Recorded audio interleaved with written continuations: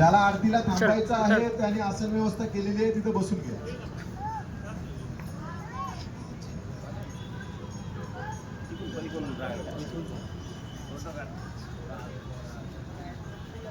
गणपती बाप्पाची फोटोग्राफी करायची असेल तर आपल्या उजव्या हाताच्या साईडने फोटोग्राफी करा. उजव्या साईडला उभे राहून फोटोग्राफी करा.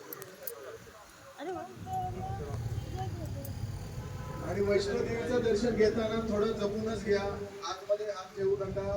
बाहेर जो वैष्णोदेवीचा पाठ आहे त्याला हात लावा आणि दर्शन घ्या.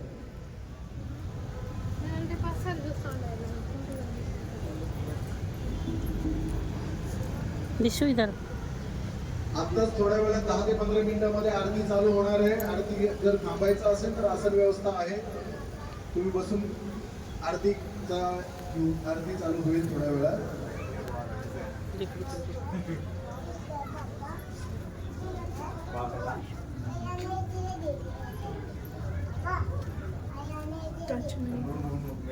क्यों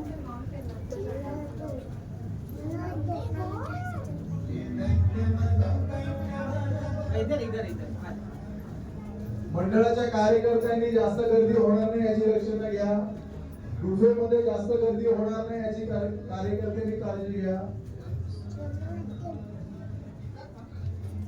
वैष्णोदेवीचं दर्शन घेताना हात लावू नका. बाहेर पाठ आहे, फक्त पाटाला हात लावा आणि दर्शन घ्या.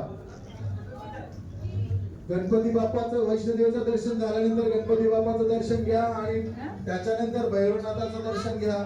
बाजूला प्रसाद आहे, प्रसाद पण घ्या. 10 ते 15 मिनिटांमध्ये आरती चालू होणार आहे. आरतीसाठी थांबायचं असेल तर आसन व्यवस्था आहे, बसून घ्या.